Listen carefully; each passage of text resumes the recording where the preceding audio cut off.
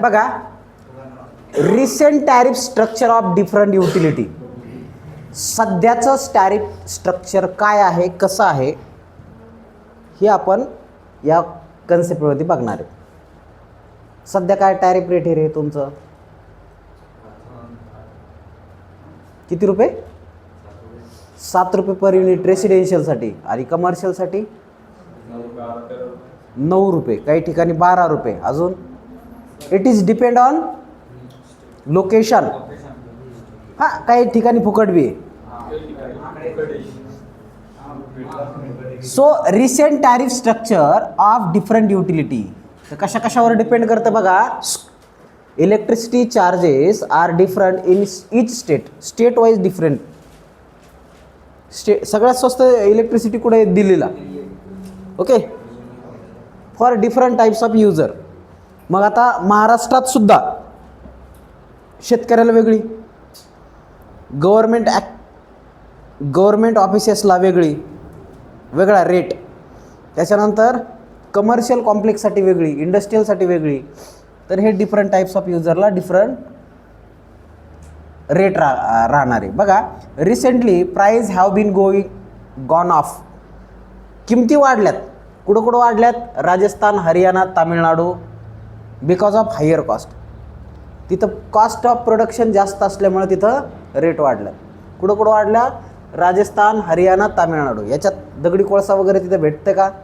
राजस्थानमध्ये नाही भेटत. ओके, हरियाणा आणि तामिळनाडू. हरियाणा कुठं आहे? दिल्ली. आणि तामिळनाडू कुठं आहे? एकदम खाली, महाराष्ट्राच्या खाली. तामिळनाडू साऊथ इंडियन स्टेट येते. ओके, तर हे वरच्या साईडला आहे. राजस्थान, हरियाणा जवळजवळ आहेत आणि तामिळनाडू खाली आहे. इथं आपले कॉस्ट वाढत चालली. का बरं? महाराष्ट्रात एवढी कॉस्ट वाढत नाही आहे. का? कारण नॅचरल रिसोर्सेस आपल्याकडे अवेलेबल आहेत. ओके, त्याच्यानंतर नेक्स्ट बघा, natural gas price are control by the central government. Natural गॅसच्या प्राईस कोण कंट्रोल करतं? Central government. And changes every month depending on international market rate. तर बघा, गॅसच्या किमती दर महिन्याला बदलतात, बरोबर का नाही? गॅस आता 50 रुपयांनी महाग झाला ना, 60 रुपयांनी महाग झाला. आता किती भेटतो? हां,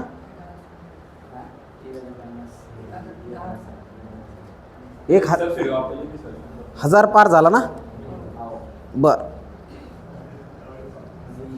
तर हे प्रत्येक महिन्याला डिपेंड ऑन इंटरनॅशनल मार्केट. आता पेट्रोल डिझेलचे पण रेट वाढणार आहेत. इराण अमेरिका युद्ध सुरू झालेलं आहे. Okay, Israel America versus Iran. तर खाडी आखाती देश आहेत, तिथून पेट्रोकेमिकलचे प्रोडक्ट निघतात, तिथून कच्चं तेल निघतं आणि ते देशाला एक्सपोर्ट केलं जातं. त्यातलाच भारत हा गेनर आहे. तो काय करतो? त्यांच्याकडून पेट्रोल घेतो, म्हणजे कच्चं तेल घेतो आणि काय करतो? प्रक्रिया करतो. कुठं करतो? दिल्लीजवळ नोएडा इथे. ओके, म्हणजे असं काही नाही, त्याचे 4 डिस्ट्रीब्युटर्स, म्हणजे 4 ठिकाणी डिस्ट्रीब्यूट होतं. पण सेंट्रली येतं कुठं? तिथं येतं. तिथून मग ते डिस्ट्रीब्यूट होतं पूर्ण भारतात. आणि तिथून मग त्याच्यावर प्रक्रिया करून काय केलं जातं? स्टेट वाईज वाटलं जातं. तर स्टेट वाईज पेट्रोलचे आणि डिझेलचे रेट वेगळे आहेत. ओके, आता वाढणार आहे थोडे. ओके, कारण कच्च्या तेलचा हेच वाढणार. तर बघा, नॅचरल गॅसेस किंवा पेट्रोकेमिकल प्रोडक्ट हे कोण डिसाईड करतं आहे? आता तुम्हाला वाटत असेल पेट्रोल, डिझेल आणि इलेक्ट्रिसिटी याचा त्याचा काय संबंध? अरे, ट्रान्सपोर्टेशनच्या कॉस्ट वाढल्या तर सगळ्याच कॉस्ट वाढतं. आता पेट्रोल जर महाग झालं ना, सगळ्याच गोष्टी महाग होती. नुसतं पेट्रोल जर महाग झालं ना, सगळ्याच गोष्टी महाग होती. कारण ट्रान्सपोर्टेशनवर खूप काही गोष्टी डिपेंड करतात. जर शेतकऱ्याचा माल शहरी भागापर्यंत पोहोचलाच नाही, म्हणजे महागाने पोहोचला, तर अल्टिमेटली काय रेट वाढतात सगळ्याचे. ओके, तर हे महत्त्वाचं फॅक्टर. त्याच्यानंतर water bill are charge in step or slab and low income household often get free or cheaper water. बघा, इरिगेशन नाही, वॉटर सप्लाय. गाव पातळीला सगळ्यांकडं पिण्याचं पाणी असावं, बरोबर का नाही? किंवा शहरी भागातसुद्धा महानगरपालिका नगरपालिकेचे नळ असावेत आणि त्यासाठी कंटिन्यू सप्लायची गरज असते. मग या सप्लायला जो इलेक्ट्रिक सप्लाय असेल त्याला जो चार्ज लागतो त्या चार्जचा रेट हा वेगळा असतो. ओके. आणि तो काही स्लॅबवर असतो. काही लोक समजा 4 नळं लावलेले आहेत आणि खूप सारं पाणी वापरतात, म्हणजे त्यांच्याकडं भाडेकरूच त्या पद्धतीने खूप सारे लोक आहेत, मग त्यांना वेगळा रेट असणार आहे. आणि एखादा माणूस असेल, त्याच्या घरामध्ये 4च मेंबर आहेत, त्यांनी एकच नळ घेतला तर त्याला मात्र वेगळा चार्ज असेल. खरं तर पाणी देणं हे नगरपालिका महानगरपालिकांना बंधनकारक आहे, ते फ्रीमध्ये असावं. ओके. परंतु त्यांच्याकडून पण पाणीपट्टी घेतली जाते, गाव पातळीवर घेतली जाते ना, नळपट्टी पाणीपट्टी तेच. तर हे झाले टॅरिफचे स्ट्रक्चर. आता बघा, युटिलिटी आणि त्याला मॅनेज करणारे ऑथॉरिटी या पद्धतीचं एक चार्ट बनवलं आहे. बघा, इलेक्ट्रिसिटीला ऑथॉरिटी कोण मॅनेज करतं? स्टेट लेवलचे डिस्कॉम. म्हणजे आता समजा महाराष्ट्राचं असेल तर मग आपण महाराष्ट्रासाठी काय घेतो? MSEDCL. MSE म्हणजे काय? Maharashtra state electricity board distribution corporation of limited. तर हे डिस्ट्रीब्युशनचं आहे महाराष्ट्राचं, तसंच दिल्लीचं आहे, तसंच राजस्थानचं, तसंच सगळ्या स्टेटचं काय डिस्ट्रीब्युशन बोर्ड आहे तर इलेक्ट्रिसिटीसाठी. त्याच्यानंतर दुसरं आहे वॉटर सप्लायसाठी. तर वॉटर सप्लायसाठी म्युन्सिपल बॉडीज असेल किंवा वॉटर बॉडीज असेल किंवा PHED म्हणजे public health and environmental development, expenses development, अशा पद्धतीचं काहीतरी असावं. तर हे वॉटर सप्लाय हा कोणाच्या अंडर असतो? त्या महानगरपालिकेच्या नगरपालिकेच्या अंडर असतो. ओके. उदाहरणार्थ मुंबईला तो कोणतं धरण पाणी पुरवतं? बरं, ते मुंबईचं सोडा. जालन्याला कोणतं धरण पाणी पुरवतं? घाणेवाडीचा तलाव माहीत आहे तुम्हाला? आणि जायकवाडीसुद्धा आहे. दोन्हीकडून मी पाणी येतं जालन्याला. तर त्या बॉडीज, त्या पद्धतीचं त्याचं रेग्युलेशन. त्याच्यानंतर गॅस, सिटी गॅस. मग आता हे HP एजन्सी किंवा दुसरी एजन्सी, तिसरी एजन्सी, तर याला मॅनेज करणारे ह्या ऑथॉरिटी आहेत. ओके. गेल, भेल, तेल, सेल.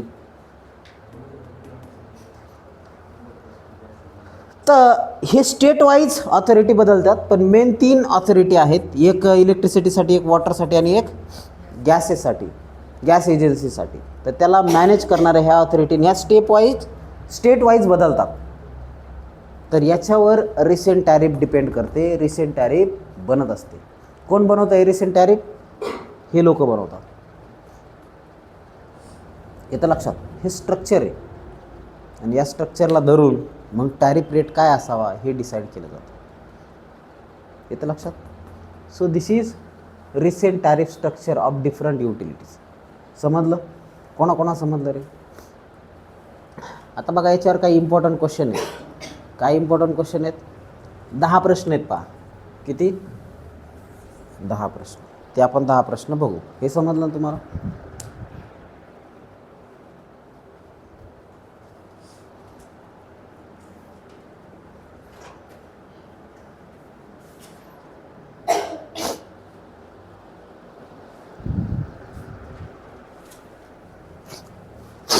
पहिलं बघा, डिफाईन कोजनरेशन. कोजनरेशन म्हणजे काय रे? को म्हणजे काय? सोबत. तर हीट आणि इलेक्ट्रिसिटी आपण जर सोबत जनरेट करत असू तर त्याला आपण कोजनरेशन म्हणतो. मग त्याचे क्लासिफिकेशन कसं क्लासिफिकेशन करायचं आहे? According to sequence of use. 2 टाईपचे को जनरेशन असतात. कोणतं? Topping cycle, bottoming cycle. Topping सायकलचे परत 4, बॉटमिंग सायकल पुन्हा 1. आणि त्याच्यानंतर अकॉर्डिंग टू टेक्नॉलॉजी 3 टाईप आहेत. कोणते? स्टीम, गॅस आणि रेसिप्रोसिटी. येतं लक्षात? त्याच्यानंतर आता बघा, टॉपिंग सायकल म्हणजे काय रे? टॉपिंग सायकल म्हणजे काय? याच्यामध्ये इलेक्ट्रिसिटी फर्स्ट आणि त्याच्यानंतर हीट सेकंड. आणि बॉटमिंग सायकल म्हणजे काय? हीट फर्स्ट आणि इलेक्ट्रिसिटी सेकंड. तर आता फॅक्टर गव्हर्निंग सिलेक्शन ऑफ को जनरेशन अँड इट्स ॲडव्हान्टेजेस. कोणकोणत्या फॅक्टरवर को जनरेशन डिपेंड करतं आणि त्याचे काय काय फायदे आहेत, तोटेसुद्धा विचारले जाऊ शकतात. असं काय नाही. त्याच्यानंतर नेक्स्ट आहे co generation according to sequence of use and draw and explain any one of them. तर सिक्वेन्स ऑफ यूजमध्ये 2 प्रकार आहेत. कोणते? टॉपिंग सायकल आणि बॉटमिंग सायकल. आणि त्यातलं एक एक्सप्लेन करायचं आहे. आता असं काही नाही बरं का, एखाद्या वेळेस तुम्हाला टेक्नॉलॉजी यूजचा सुद्धा विचारलं जाऊ शकतं एखादं. ओके. त्याच्यानंतर एक्सप्लेन CHP. CHP म्हणजे काय? कंबाईन हीट अँड पॉवर किंवा CPT सुद्धा म्हणतात, कॅप्च्यू पॉवर जनरेशन. ओके. तर हे सुद्धा विचारलं जाऊ शकतं तुम्हाला. त्याच्यानंतर compare topping cycle and bottoming cycle power generation किंवा को जनरेशन. त्याच्यानंतर हे आता टॅरिफवरचे 5 तुमचे को जनरेशनचे आणि 5 टॅरिफवरचे.